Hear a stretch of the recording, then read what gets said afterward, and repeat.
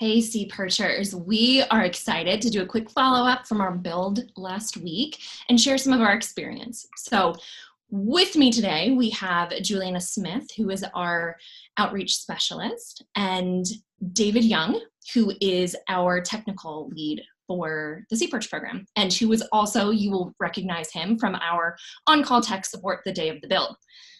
So what we want to do is walk through some of our overview feedback and the things that we learned from the build last week. And then we're going to go task by task and share some of the modifications that you're going to see in the new updated build guide that we're going to share on social media and our website today.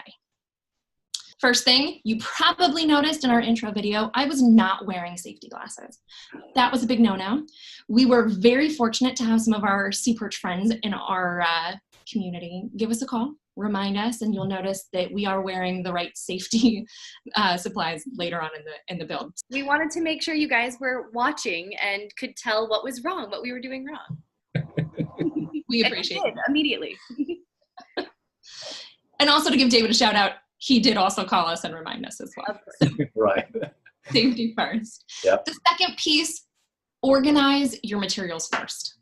We did most of that, but we didn't go all the way through it, and it did take a little bit longer for the first build component that we did. Once we got organized, we were able to get through the next 3 or 4 components in a fraction of the time of the first piece. So that helped a lot.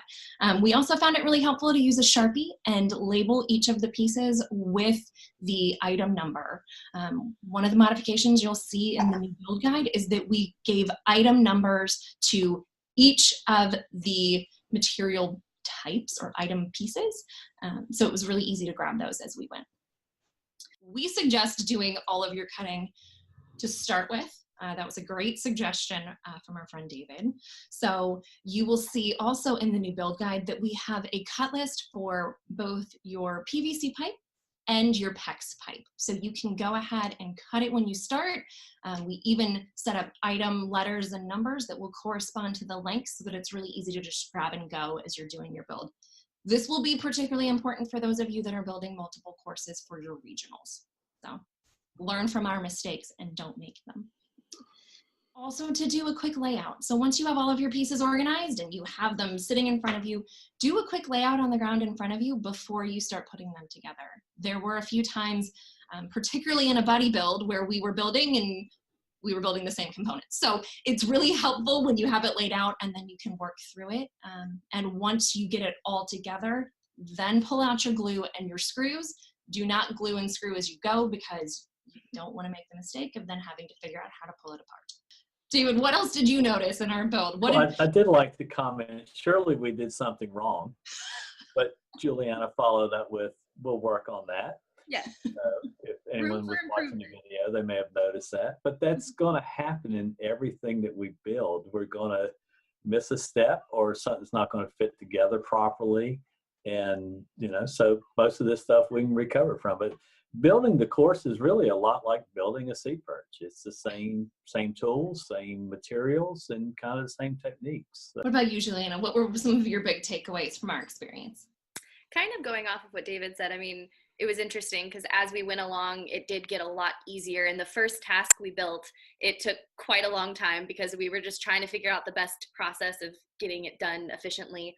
But once we got that one done, it was so easy to just go task by task, and we figured out the best ways to make it quicker and more efficient and make sure that we were on top of things. Well, and one of the things that I'll also share, I will admit that I did a lot of the shopping for the pieces, and the parts numbers were a huge help, but clearly my attention to detail was lacking in a couple of places. I definitely missed a few of the elbows and some important pieces as we got into it. So make sure that you count those going into it. Make sure that you are delivered what you ordered so that you don't get into the build, you're ready to go. Maybe you have a team helping you and then you have to run out to Home Depot.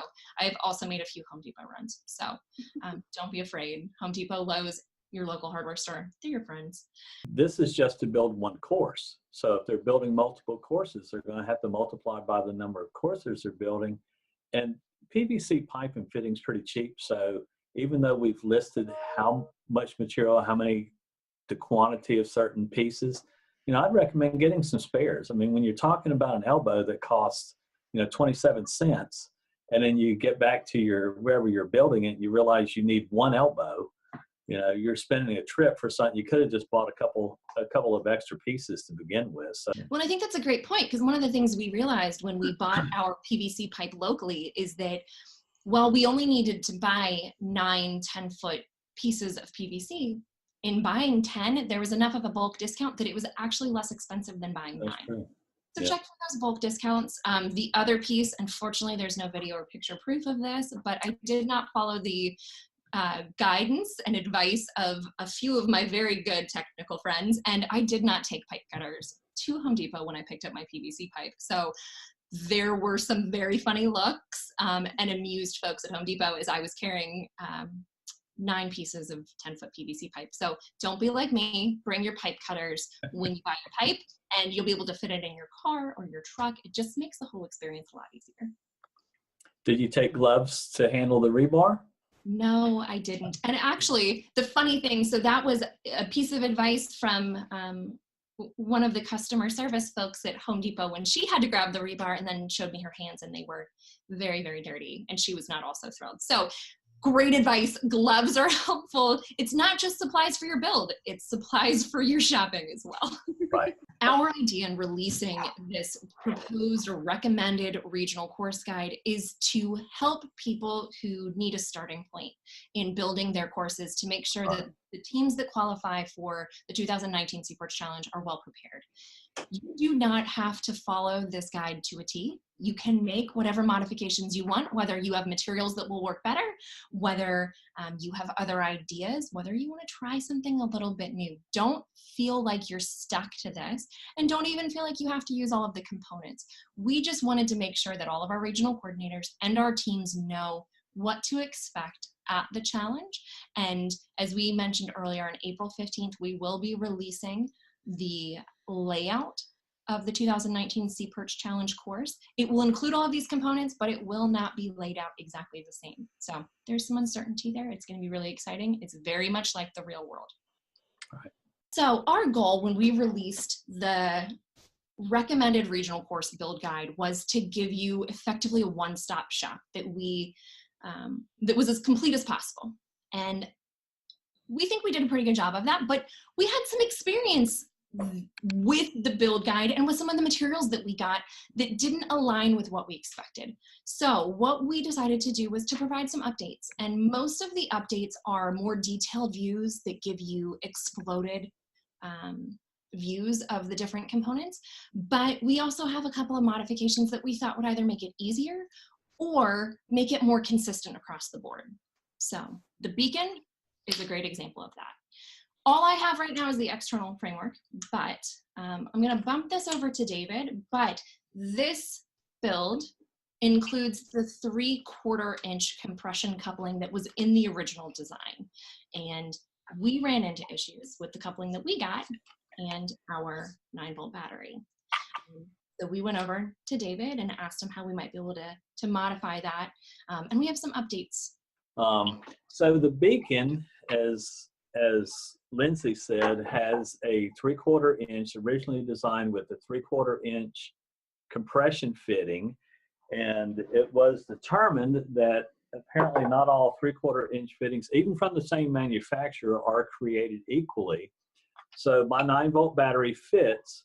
There is some mold flashing from when they manufacture the compression fitting in the center, but my battery fits in. It gets a little tight in the center, but it does fit. And then Lindsey had some that the battery absolutely will not fit into without a hammer, and you don't want to do that with a 9-volt battery.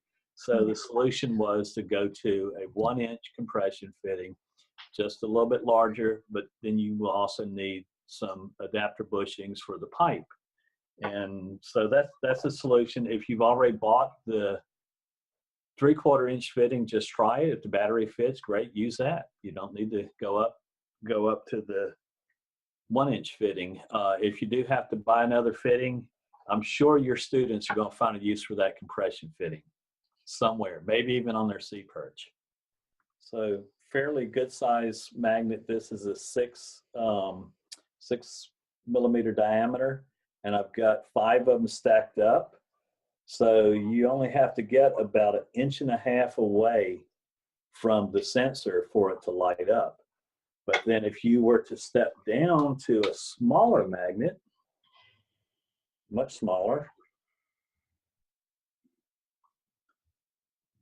you can see you have to get a lot closer. So you're going to have to determine what size magnet you want to use for this. Also on mine, I used the clear tubing instead of the 3/4 inch standard PVC tubing or pipe. So I used the clear tubing and really don't even need the coupler. Could have just used the clear tubing all the way up. I also have a clear cap that I'm going to use on the ones that will be in the 2019 SeaPerch Challenge. So I'll use clear caps on this to help visibility. One of the other updates we added is the way that the beacon connects to the task stand. So you can see that right there. All of those components will be glued. One of the important pieces is to make sure you glue those, because we may have some really excited teams that want to get as close as they can to the beacon and they might knock it. So make sure that those are glued so they don't knock. And the new design is not what's shown in the original drawing. We had a 3/4 inch pipe and a cap on the end, and the new drawings show a 1/2 inch pipe and an elbow coming out to a 1/2 inch saddle tee. So Task 2, our vault.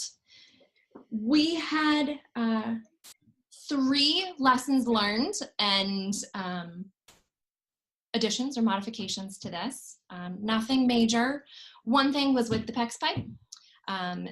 David helped us to understand that we needed to make some slits on either side of the PEX to fit it into the PVC pipe. And you'll have to do that for the obstacle course as well. So many of you experienced folks already know this. This was new to Julianna and I. Made a huge difference. So be careful. We did make some mistakes on that. So if you make a mistake, just cut it off. Your pipe will be a little bit shorter. You'll have to modify your vault frame to be a little bit smaller, but no big deal. Even more reason to buy extra. there you go, right. And just to make another point, so some piping is large enough inside diameter that the PEX pipe fits easily into it. It's a manufacturing difference. I dug around until I found the right size pipe and didn't have to modify the PEX pipe.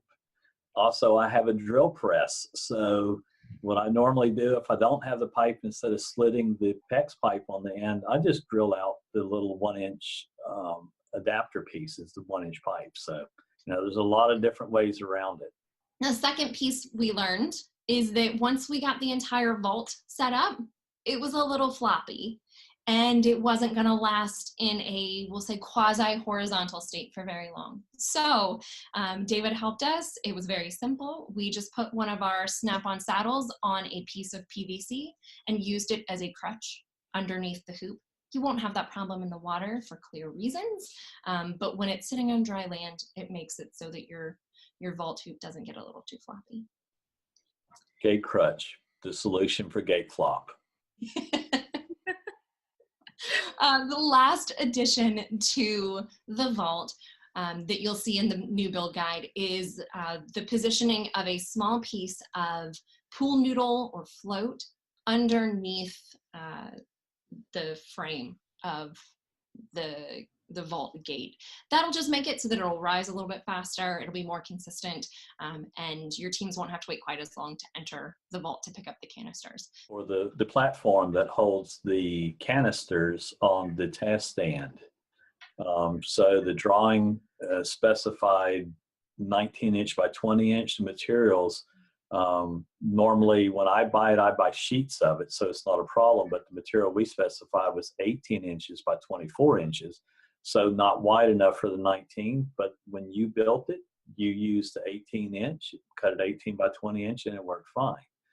So if you had a wider piece, it would cover the whole width or depth of the frame, which is what I did, but you can get away with the 18 inch, you're cable tying it, and it's not supporting anything other than the fairly light canisters anyway. So we did not cut the holes for the canisters when we did that part of the build, but David again gave us some great suggestions. Find something in your house, in your shop, in your school that's a similar diameter. Use that to trace out the line and then make your cut and then modify as needed, but it'll just make it a little bit easier when you go to cut. We are suggesting that you have 1 golf ball sized wiffle ball, 2 baseball sized wiffle balls, and 1 softball sized wiffle ball. So there should be 4 holes in that. So when you look at the build guide, the illustrations show 3, but just remember you need to do 2 baseballs. You know, if a regional coordinator decided, hey, I want to have 6 balls, 6 canisters, they could do that as well. You know, we're just giving suggestions. So, you know, maybe they think they're going to have some really fast teams and want to give them a little extra task or something, right? Absolutely. Yeah, I think the main takeaway there is just make sure whatever you do in your challenge is consistent across your teams. Right. But you can do whatever you want. We provided a proposed scoring rubric so that you can figure out how to score each of those canisters as they move and as the vault opens. Feel free to modify however you'd like it to be. On to task 3, our staging station. We had one main takeaway on this. We go back to talking about Lindsey doing the shopping. This is where Julianna started cursing me during the day. She ended up with the task of screwing on the flat caps to the caps that will hold the canisters. Unfortunately, as I mentioned, following directions isn't always my strong suit. I did not get flat caps. It was possible. She did it. She did it with a smile on her face. But it wasn't easy. So buy the flat caps. Make your life easier. You'll keep your friends for longer. Yeah. One of the problems with the flat caps, a lot of the big box stores do not always have flat caps. I have found that local hardware stores, a lot of times due to their whoever distributes to them, gives them the flat cap. So check with the local hardware store.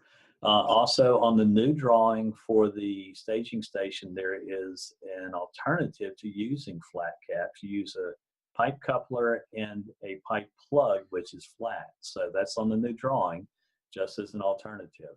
But it does work if you have a dome cap, and you all are proof of that. So Yes. we got our new technical experts. Right. So on to our final task, task 4, the Rav Recovery. We updated the guide to include holes on each of the elbows and corners of the ROV build. We have removed the caps from the design as well. So you're going to have water flowing freely through your ROV. That's going to help. It won't be as buoyant. And then we did propose the addition of some floats, again, using those pool noodles. That will help teams to be able to pick them up more easily so that they don't just lay flat on the bottom of the pool. Again, feel free to use it or not use it. David's provided some great recommendations in terms of the size of the floats, and will be, I believe, releasing some additional details on soak times, and if you're planning on having a longer regional, or if you're a team that's going to be practicing for hours and hours on end, how you may want to modify this design. So check the forum. We'll have that on the forum hopefully early next week sometime. So the original idea with the ROV was to have a sealed ROV that you add weight to, and you can control that pretty easily. But now we've gone to the open design, so there's going to be a couple options. So the big thing here is always look at the forum, check it regularly, ask questions there, but also look for new resources and new ideas there. So that covers the build, the major updates that you'll see, or minor updates, but the bigger impact ones. We will be releasing a detailed beacon guide in early December. What we've provided will make it so that most people can build it. It gives the information, and again, the forum will be a great resource if you run into challenges. But the beacon guide will give you a step-by-step with images instruction on how to do the wiring, how to put it all together. We just want to make it as easy as possible. So look for that in early December. We will also be releasing preliminary rules for the 2019 SeaPerch Challenge, including guidelines on what the divisions will be, the price limitations for stock class, and some additional information on magnet guidelines and things like that. So watch the forum. We'll be sharing that. We will include those in social media and blast them out to you via email. But this is not the last you will see of us in the next few months. Any other takeaways, any major things that you want to impart to our SeaPerch community. What about a regional coordinator that has an event in December and feels like they do not have the information for the to build the beacon? Go to the forum, pose a question. I'll work with you to help you build your beacons.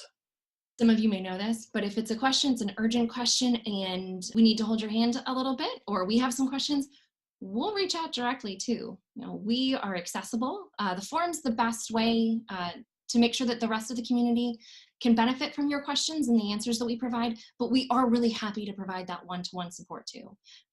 So just let us know if you're running into questions, if you're running into concerns. If you come up with a really cool new design for this stuff, please share it too. Yeah. We are a community.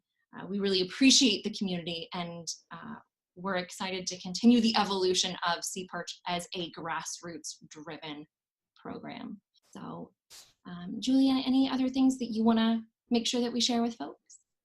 The last thing I want to share is just for everyone to have fun with this, enjoy it. We actually have started a CNIT project for you to be able to share your progress as you go, because like Lindsey and I's build, it was very amusing. There were definitely some comical moments, but it's also really helpful and beneficial to help share some tips, some modifications that you've used in yours. You can upload any of your videos and pictures as you build these courses, as you go to your regionals, all on that CNIT project. It's the Friday before Thanksgiving, and we just want you guys to know we're thankful for you. You push us to be better, to work harder, and you really help us to set the bar high and make sure that we're doing everything we can to make your SeaPerch experience as positive as possible. So thank you for making us better. Thank you for teaching us. Definitely learned a lot over the last few months, and we really look forward to meeting many of you and working with you all over the next few months.